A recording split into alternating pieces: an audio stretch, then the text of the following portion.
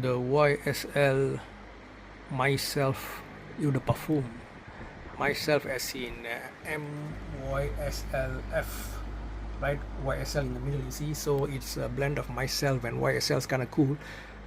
It's about time that perfume or cosmetic companies started getting creative, right? We are already tired of the repeated usage of words like elixir, intense, sport, extreme, and so on. So that's a welcome change, number one. They attempted, I think, to make a product that is massively popular. Can I say the word massively, or like a bestseller? They're not going for like niche kind of vibe with this. They want like many people to buy it, and I think they've quite succeeded. Why? Is it environmental friendly in apostrophe? Because that's the trend for companies nowadays to sell products. Of course, when Apple says they're being environmental friendly and remove a charger from your phone, you do wonder whether it's a profit motive for environmental friendliness. So there's always that thing behind companies. But anyway, so you can see the environmental friendliness badge there, whereby basically what they're trying to say is that it's a refillable bottle. So if you want, you can go to the YSL shop, and they have a 150 milliliter refillable bottle, which ain't cheap, guys. It's not cheap either.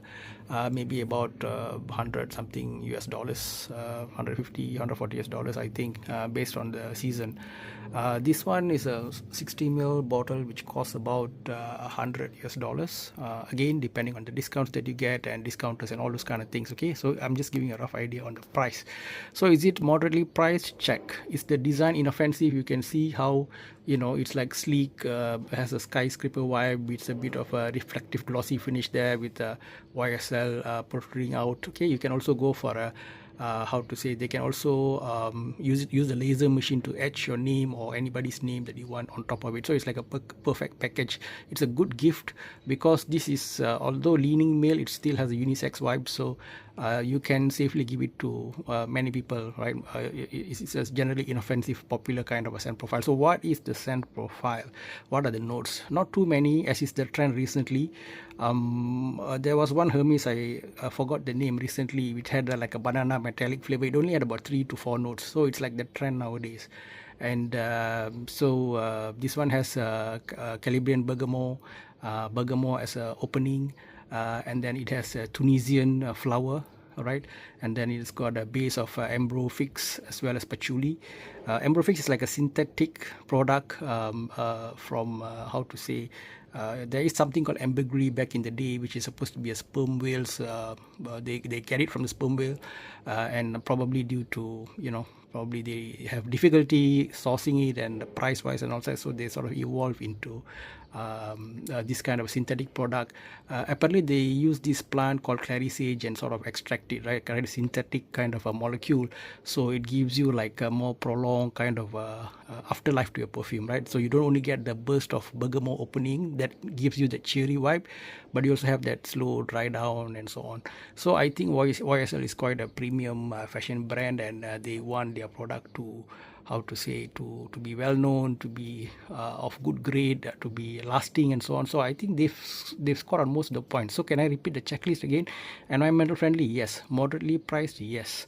Quite a decent design. It's not too radical. There's no robot design and all like Paco Rabanne, right? Or trophy or dumbbell and all that kind of things. Just like very smooth and sophisticated.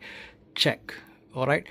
Just now I gave you the notes, the 3 or 4 notes. Very pleasant smells. Most people can't outright hate it. You might not be absolutely in love with it, but you can't hate it either. So is this the Acqua di Gio of the current era? That's the question. So you can share your comments in the comment section. For me, not really, but it comes somewhat close. Okay, so somewhat close. Maybe the bronze medal. If Acqua di Gio of that time was a gold medal winner, this can go for a bronze. All right. So when I actually went to sort of look at this, there was also that Perfume version of this of myself next to it, and that had a bit more muted note profile, and I can get a tinge of incense also on it. And so when deciding between the two, not that I don't want to get the other one, but I wanted to get this first because this I feel is more user friendly, more flexible, more versatile. So especially if you're new to the perfume game, or if you want to buy a gift, or if you like confused what to buy, there's so many options out there, then I think this makes a great starter perfume. Looks great on your cabinet. Smells quite decent. Unless personally you hate the smell of bergamot, ambergris, patchouli, then obviously it doesn't make sense for you to get it. But otherwise, it does its job as well, right?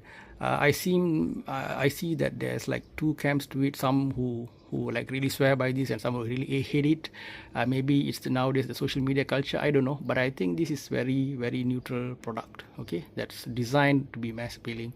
It's some people complain that the projection and the duration is not so long, but unless you are one of those how to say unique personalities who can carry off heavy things like this, okay, right, you can see my review on this in my other video some years back, I think, right, which this can make somebody love you or really hate you, right? So if you're not a strong personality, you might not want perfumes that are very strong projecting and strong, having a strong silage, right?